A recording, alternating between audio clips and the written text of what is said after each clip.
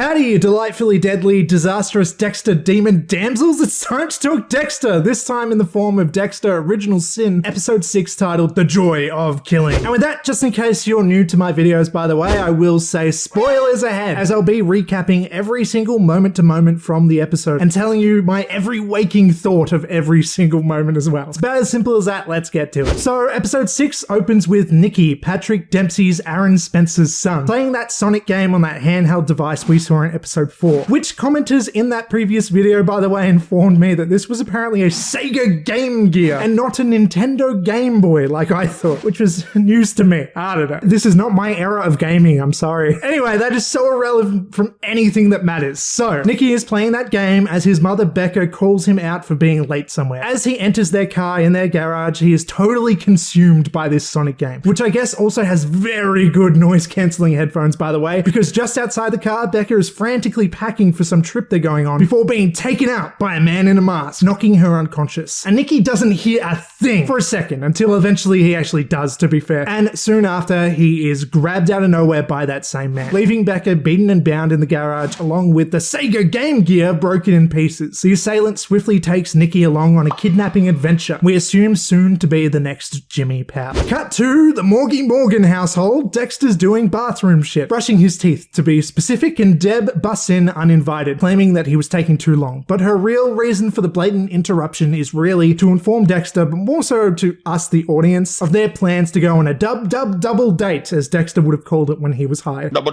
date. Dexter is to drive Deb and Sophia, and they'll meet up with Gio at a restaurant they're going to. And the funny shit here is that she's so clearly fucking keen as hell on these plans, nervous about it having going well, while he does not give an absolute shit.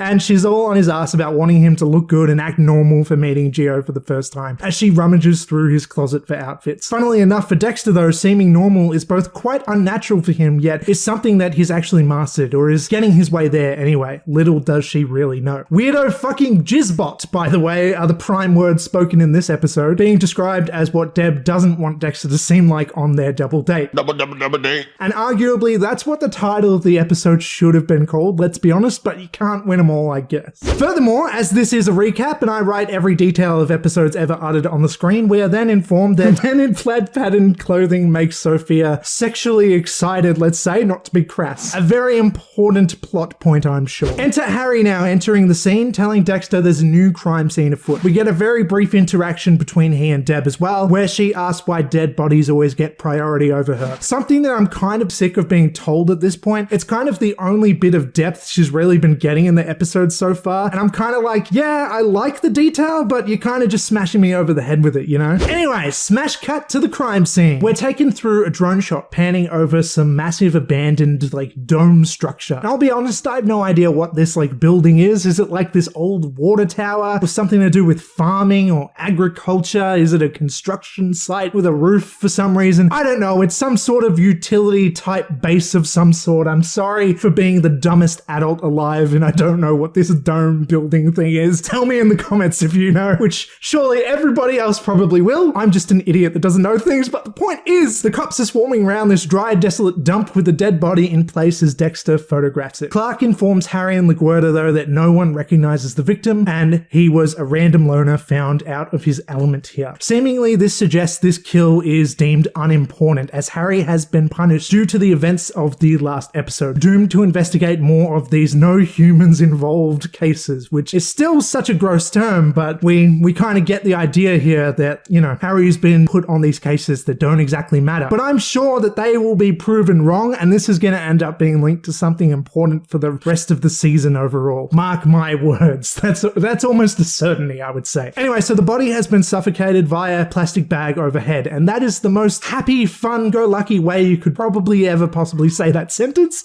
Anyway, no, sorry though, it was 2 plastic bags, as they discover. Dexter tells us this victim has bruising, indicating he was held against his will, and also has ligature marks on his wrist suggesting previous self-harm. We get another Will Graham from Hannibal killer point of view from Dexter's point of view, as he goes through like that weird premonition thing once again, as Dexter then suggests that this and the 2 previous kills we were shown, the one from episode 2 with the Christmas bow on it in Dexter's mind, and the sex worker at Coconut Grove, aka Prostitute Park, could be connected. He has a feeling, as he naturally sees these similarities, because he just knows killing and he just knows blood. Harry argues, though, that there's no consistent method of killing, or MO as they say in all the crime shows like these, which, did you know that that stands for fucking modus operandi, Latin for mode of operating, apparently, because I sure didn't. Anyway, Dexter suggests that there's no consistent MO because the killer is still finding himself, evolving his method, and finding out what he likes, as these were all likely kills for pleasure on the killer's part. And upon finding a $1 note in the victim's pocket, we can see that this was not a mugging gone wrong or anything petty like that, but another crime of passion like we'd seen before. And this being the third probably means that they just might have a serial killer on their hands. We as the audience know that Dexter is right as he's like saying his theory here out loud, as this is a TV show called Dexter and it's about killers and all that stuff. We kind of get the idea that, yeah, obviously this is a serial killer. There's 3 kills, they're all linked and all that shit. But basically, as he tells LaGuerta this new theory, she basically just says, nah. And Harry basically says to stop theorizing shit and let the detectives be the ones to make these kinds of conclusions. Basically being like, look, Dex, this isn't your responsibility. This isn't your job. Even though clearly he's the one who knows all this shit. Like, again, as we know, this is a TV show. He's the protagonist. He's gonna be right. Listen to Dexter. Anyway, it was here though where I was thinking, since these are all low stakes targets, that what if these victims are all Brian Moses' early victims? Could it be? Am I reaching? I don't know, but I thought that the guy in episode 2 at the restaurant being Brian was also reaching, but it's among popular opinion that that is basically definitely who that is. Everybody thinks that's definitely Brian Moser at this point. So I don't know, it could be, and it also could explain why Dexter is having these visions with these kills in particular, because he has a close connection to them and to the killer specifically. But it would also suggest no real resolution for Dexter's character involving this investigation in this season. And I'm not sure I see that happening. I feel like he has to like do a good job and help take down criminals for Miami Metro to like see him in a good light or something. So I could be completely off base. I really have no idea. These kills might be Geo's actually. Who knows? I'm just saying bullshit now. Anyway, flashback time. We cut to flashback sex Harry and flashback sex Laura as the 2 are having sex. And they discuss how neither of them are particularly liking the way that things are going exactly. Either in terms of it being her not liking being the other woman and feeling like she's not quite getting like enough attention in this relationship, and he in terms of feeling like this is, you know, the extramarital behavior or whatever you would call this is obviously not good for his marriage. They both think that it's bad for them, but they obviously keep coming back. Obviously things have continued. Some might in a backwards way call it romantic, as they're drawn to each other just naturally, even despite knowing that it's not good for them. But others like me would probably argue that it doesn't even really seem like they even know each other that well in the grand scheme of things, and that this is just lust. Maybe it's somewhere in between those 2 possibilities. Life is much more of a grey area than just a black and white, you know? But the point of the scene is more so where Laura basically inquires about when the informant job might eventually come to an end, as it's been almost a year ongoing at this point. To which Harry basically says they're close, they're so close, they just have to keep going a little bit more. And, you know, obviously we know where it's going to head in the end, so this is like this frustrating scene where she actually wants to get out. And he says once she gets a meeting with Estrada, they'll be able to close the case, something which we already know does not go down well. So it's just like this interesting little argument between them where we're like, Harry's basically striving to get her killed in a way. He doesn't know for sure it's gonna head that way, but we do. Anyway, cut back to present Miami Metro. Dexter is now pondering about Levi Reed, describing how he's one of Dexter's classic code-fitting targets, as he's someone who has slipped through the cracks of the legal system, but also acknowledges that this would be his 3rd kill, meaning to follow through would basically be committing to this lifestyle. So far, he's killed Nurse Mary and Tony Farah, with Mad Dog being a technical manslaughter or accident or whatever. Technically, Dexter didn't kill him, so that's not technically his 3rd kill. So that makes this his potential 3rd kill, which would ultimately mean that Dexter is an official serial killer once he's crossed that line. And I find it interesting that he does pause to think about that before actually taking the plunge. It's sort of another sign of showing Dexter being like, am I sure about this? I want to be a good person, but I can't stop that hunger for killing, you know? And also, by the way, if these other kills are Brian Moses, that they'll be hitting their 3rd serial killing making kills at around the same time, which is sort of interesting too. Anyway, now Dexter decides to print off Levi Reed's information, which is just taking that one tiny little step further into, you know, probably probably committing to killing him. Before the printer in the office then screws up and rips the paper up a bit for everyone to see. And basically Clark friendly confronts him, just asking what's going on and whatever, as Dexter just plays it off with some excuse. But the point is that it's just another one of these tiny moments that we got in the original series all the time of Dexter almost getting caught. It's not like we thought that Clark was going to put two and two together, figure everything out right there on the spot and be like, you're under arrest, Dexter. But it's just like a little scene of dramatic tension that's like always fun to see, you know, as Dexter tries to cut that dramatic tension by asking Clark if he has any plans for the night. To which Clark responds he has a friend in town who he's going to show him around. Boys night out, Dexter responds awkwardly as he's trying to like mimic dumb male interaction around him, to which Clark kind of pauses and chuckles at, suggesting to me that this is not that kind of boyfriend, but the other type of boyfriend, if you know what I mean. Something interesting to note, since we know that Miami Metro in this time period isn't exactly the most woke place, for lack of a better word. You know, we know that they're a bit judgmental in certain ways. We know that fucking Aaron Spencer from episode 1 can't handle Harry eating a lollipop without making fun of him. We know that that one cop from Body 2 a couple episodes ago kind of falls into the AIDS scare and all that and is showing signs of homophobia and things. We know that the cops collectively call some of those victims NHIs. So it's just like, we know the kind of, you know, broad like environment that Miami Metro is back here in the 90s. You know what I mean? So that kind of makes things interesting when it comes to Clark, as I'm like, he's clearly not being super open about this in this time period, which is understandable. It just adds a lot more depth to this character that I at first thought was maybe just one of those side characters that we wouldn't be paying much attention to. I'm excited to see if something interesting is actually going to happen with him, or if it's going to be kind of like in seasons past, like in season 1 with Batista and getting divorced from his wife and stuff, where it's just like time filler bullshit. I don't know. I guess time will tell. Anyway, meanwhile, while this is happening, Aaron Spencer is freaking out in his office, smashing chairs and stuff as the other officers show their sympathy. Clearly, he has heard about his son Nicky gone missing. And soon enough, Becca enters and she's alright physically, but clearly distraught. And Captain Spencer and Becca's new boy toy guy named Nelson get in on a scuffle right then and there in the office in front of everybody. Things get heated and a little melodramatic, if I'm being honest,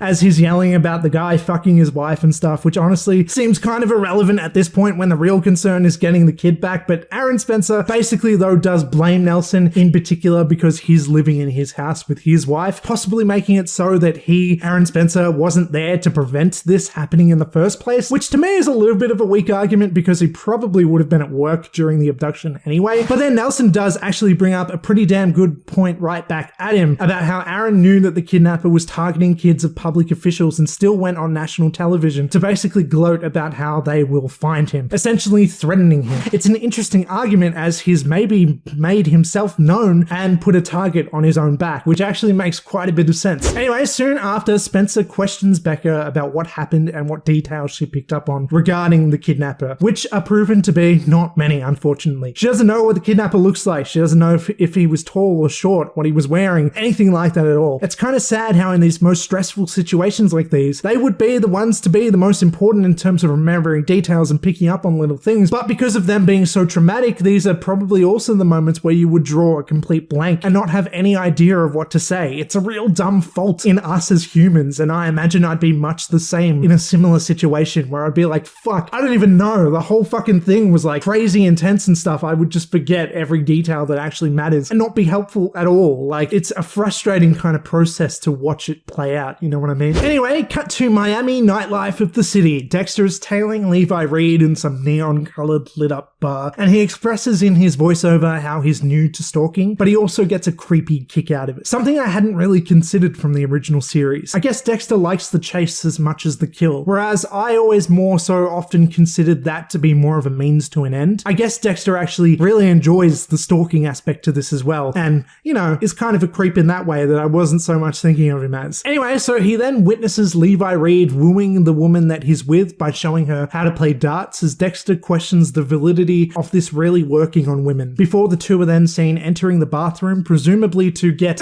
intimate, concluding that, yeah, I guess this does work. And then in about 2 cuts, we then see them exiting the bathroom. Very, very, very quick sex session on Levi Reed's part, I guess.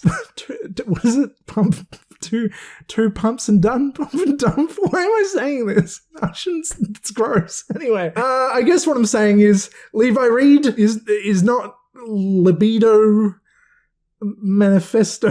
What?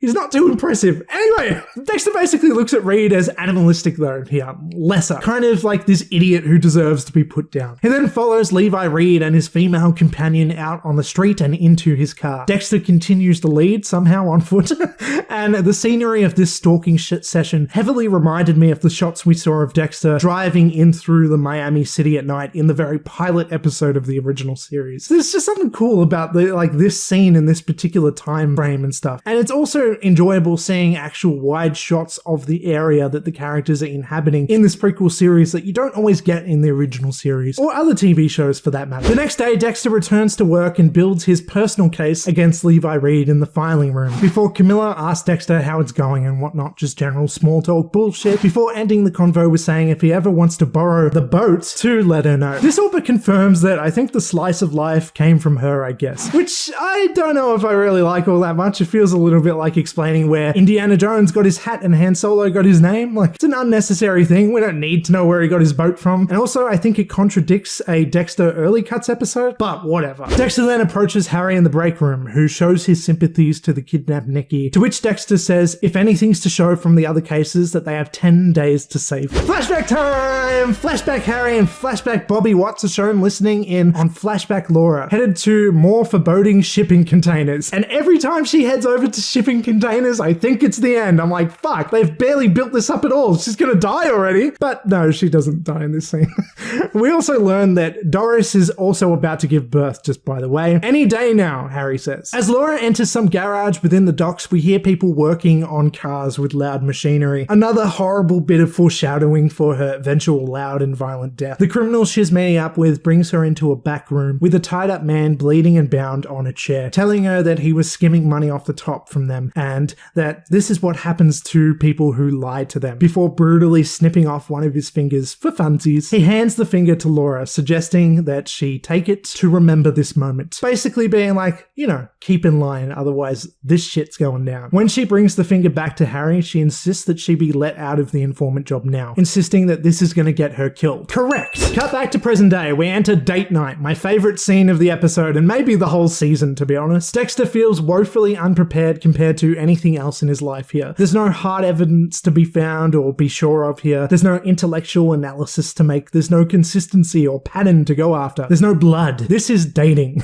And Dexter's scared. He's in over his head. Nice teeth, he happily compliments Gio like a fucking dumbass. He then sits on the wrong side of the booth, seemingly as far away from Sophia, his supposed date, as possible, not connecting the dots though before Deb tells him to move spots. His excuse to Sophia being that he thought it'd be easier to look at her from the other side of the table, which actually, to be fair, is kind of a good argument. Not too bad. Gio then says that dinner's on him, so get whatever they want. So upon the waitress prompting their order, Deb hesitates to be polite to Gio, but Dexter immediately jumps, enthusiastically ordering the double bacon cheeseburger, fries, onion rings, hot wings, and Coke, taking strong advantage of the man with the cash. And hey, to be fair, he said to get whatever they want, and Dexter's doing just that. Upon hearing the order, Sophia awkwardly says that she doesn't actually like spicy foods, which I guess she's talking about the hot wings. He ordered a bunch of other shit, but anyway, and there's a moment of confusion because Dexter didn't intend for any of that to be for her anyway.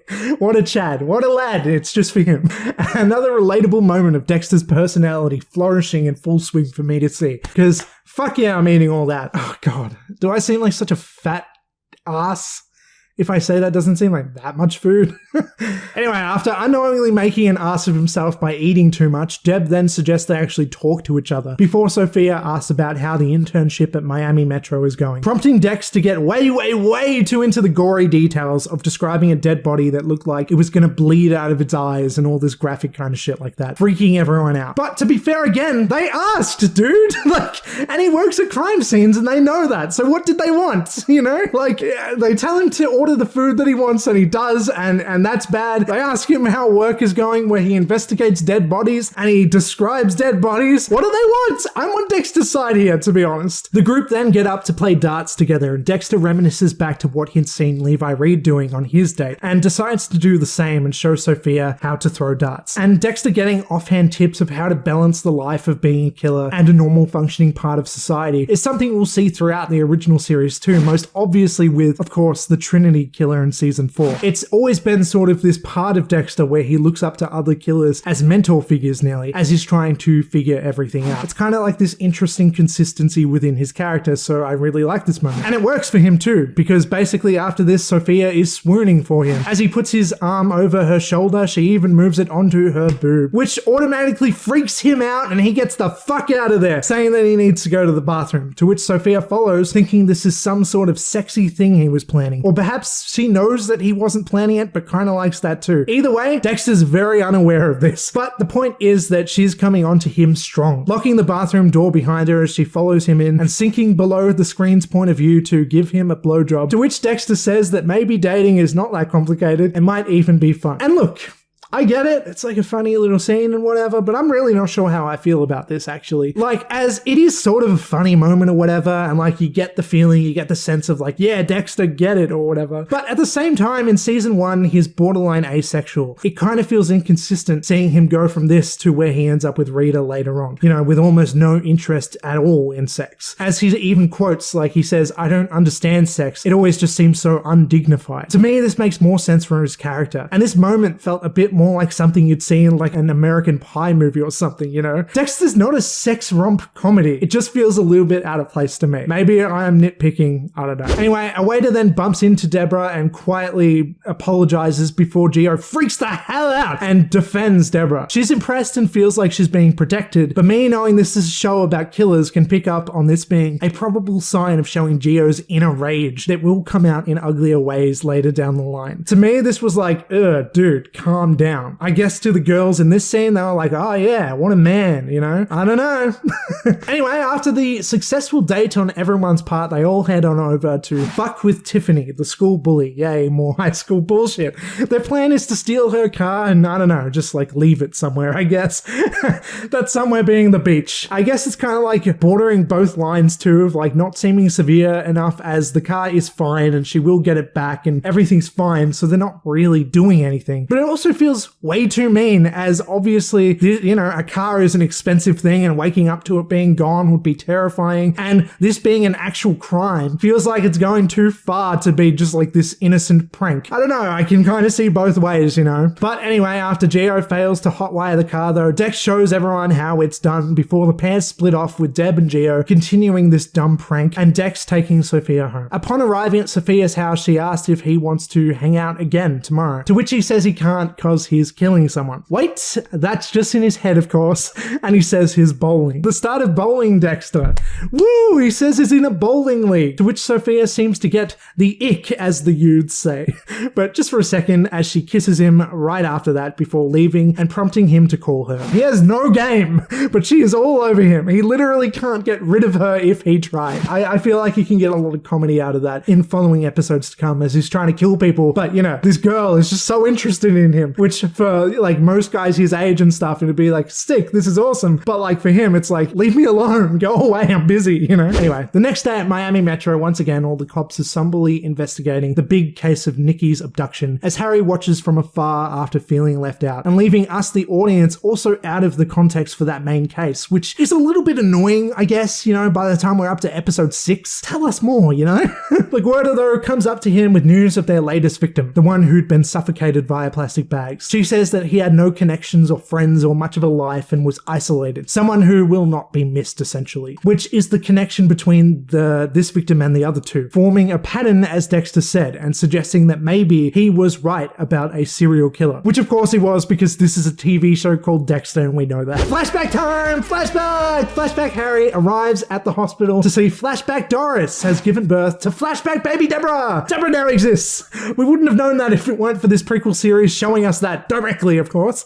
And Doris then says that Harry is a father again, and that means that he has to end his extramarital endeavors. She has known about it for a while, to which he promises he will end it. They're a family once more. And this is the start of what will become Dexter's real family for the start of his life. And it's like, even though it's drenched up in kind of this gross sadness because, you know, Harry's been cheating on her and stuff, it's also sort of this nice moment where it's like this new beginning. Cut back to present day, Dexter is tailing Levi Reed in the nightlife streets of Miami once again, in the exact same spot as before too, presumably due to there being no budget to show other streets. That's what I think anyway. Hey, editing me here, or at least I was a second ago. I just wanted to mention something else that I didn't in my initial recording of this video. A friend pointed out to me something that I didn't notice and only the eagle-eyed viewers might have noticed, I think, and that was an Easter egg to the ice truck killer in this episode. So basically, there's that scene where Dexter is tailing Levi Reed through the streets of Miami, and a truck nearly hits him, and that truck is like the exact ice truck killer's truck, meaning that Brian Moser is pretty much definitely around. They're not going to accidentally put that truck in or anything. Like, that's definitely an Easter egg put in there on purpose. I looked back and yeah, there it is. So it's just kind of like this cool little in-depth thing of, you know, enriching the world, showing us that Brian Moser is around. He's likely killing at the moment. Like I said, maybe he's the one behind those 3 kills. Possibly. It's really early to tell, but that's just maybe my guess. And so yeah, that's that. I just wanted to mention that because everybody's going to be talking about it. And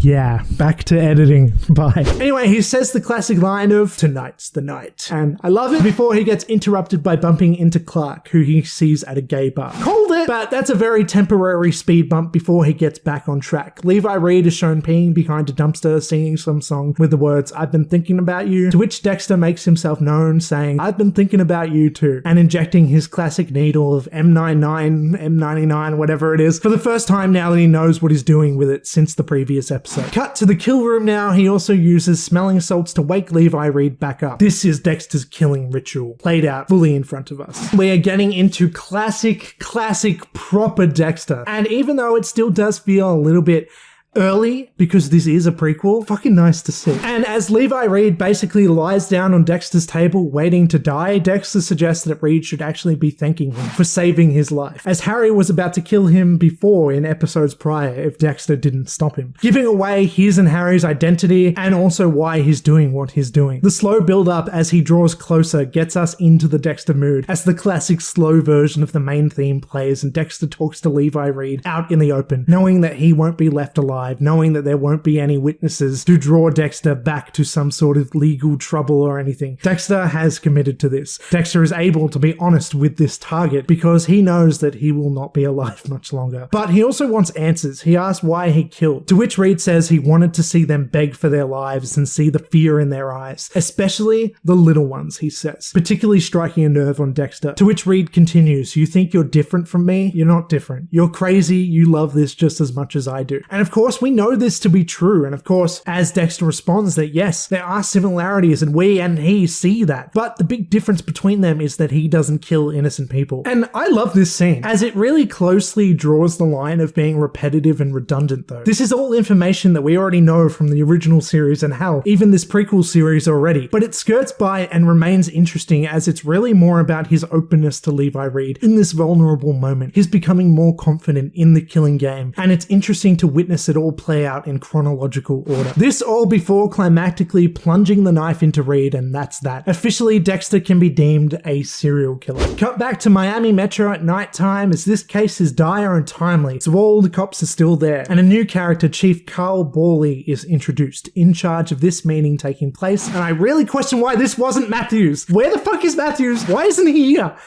Anyway.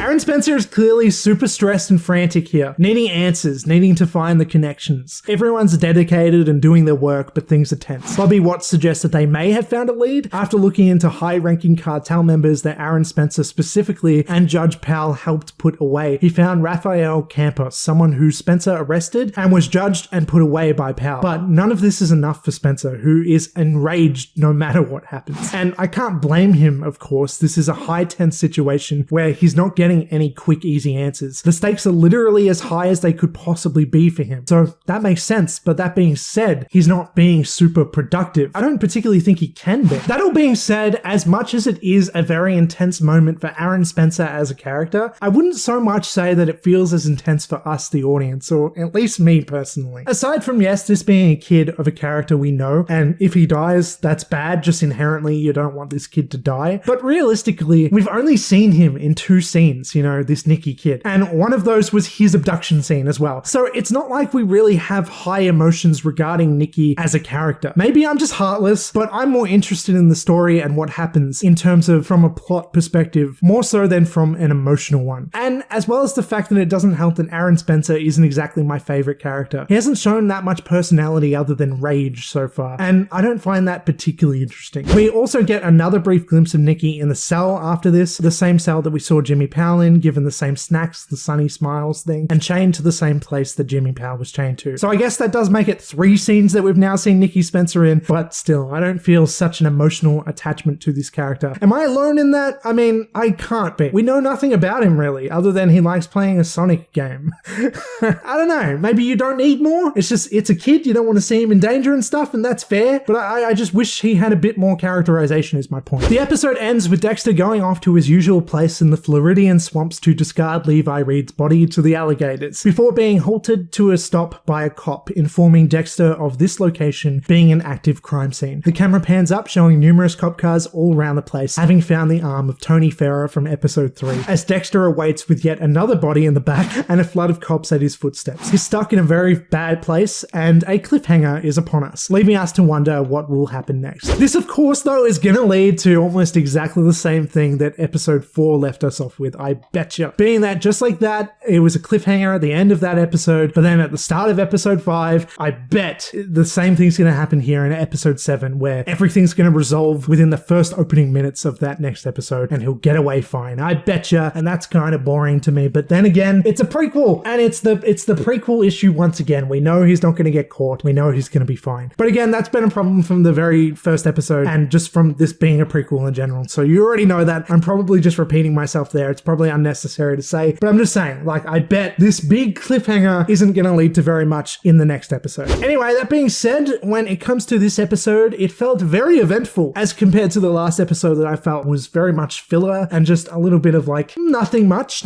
Nothing much was happening. This episode balanced a lot. It had one of Dexter's kills. It had the police investigation-y stuff, Dexter showing his insights and stuff in that realm, but it also had the lighthearted moments and stuff with Dexter going on that date and everything. Like, it felt like there was a lot going on here where it was balancing a lot of the sort of character stuff and sort of like comedic moments and everything too. Like, I really enjoyed the balance of this episode and the characterization that we got of Dexter here and all that kind of stuff, apart from him being interested in sex early on, which I'm not sure how I feel about that or not.